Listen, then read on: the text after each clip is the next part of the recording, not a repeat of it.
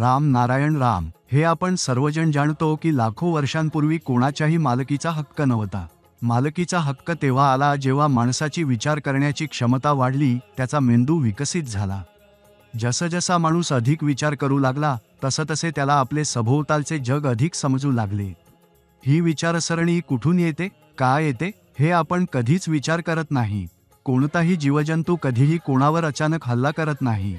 तो आधी पाहतो, समजून घेतो, ऐकतो आणि आजूबाजूला काय चालले आहे हे जाणून घेतो. तो आवाज ऐकतो, त्याचा अर्थ लावतो आणि मगच निर्णय घेतो. माणसानेही हेच करायला हवे. दररोज प्रत्येक क्षणी आपल्याला विचार येत असतात. आपण जागे असलो तरी विचार येतात, झोपेतही स्वप्नाच्या रूपाने विचार चालूच असतात. पण हे विचार कुठून येतात, कोण पाठवतो याचा विचार आपण करत नाही. हजारो विचार आणि ध्वनी आपल्याला वेढून टाकतात. आपण त्यांना स्वीकारतो, मात्र त्यातले योग्य कोणते आणि अयोग्य कोणते हे ओळखणे महत्त्वाचे आहे. प्रत्येक माणसामध्ये विवेक नावाचा आत्मबोध असतो, तोच आपल्याला योग्य कळवतो. विवेक सांगतो, हे काम करू नकोस, थांब, बस, विचार कर. हाच विवेक आपल्या हृदयाची धडधड चालवतो. ज्या क्षणी आपण जन्म घेतो त्या क्षणी आपले हृदय धडधडू लागते. पण ही धडधड कोण चालवते? भूगोलातील प्रत्येक माणसाने या गोष्टीचा विचार करायला हवा. आपल्याला विचार काय येतात, कोण पाठवतो, त्यामागे काय उद्देश आहे? समाजात कित्येक ज्ञानी लोक आहेत, पण ते अज्ञान्यांसारखे वागत असतात. ते कधी समजतील, ते कधी खरे माणूस बनतील? सूर्याशिवाय कोण जगू शकतो का? वायूविना आपण जगू शकतो का? ऑक्सिजनशिवाय आपण जगू शकतो का?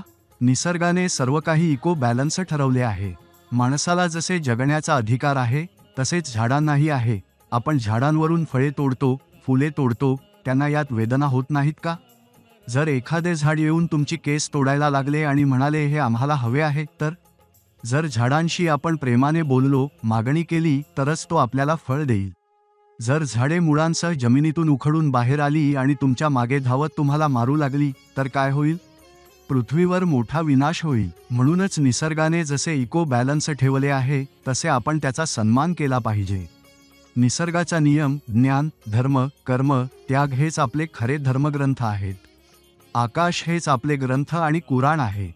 एवढा विशाल ग्रंथ इतर कुणाकडे आहे का? आकाशातील तारे, ग्रह, नक्षत्र हेच त्या ग्रंथाची पाने आहेत. जेव्हा आपण हे ज्ञान आत्मसात करू तेव्हाच जीवनाचा खरा अर्थ समजू शकेल. जीवनाचे सार राम नारायण राम मध्ये आहे. म्हणूनच आपण सर्वांनी प्रेमाने राहिले पाहिजे, एकमेकांना साथ दिली पाहिजे. आपल्या विवेकाची ऐका. राम नारायण रामचा जप नित्य करा. हाच बीज मंत्र तुम्हाला तुमच्या अंतिम ध्येयापर्यंत पोहोचवेल.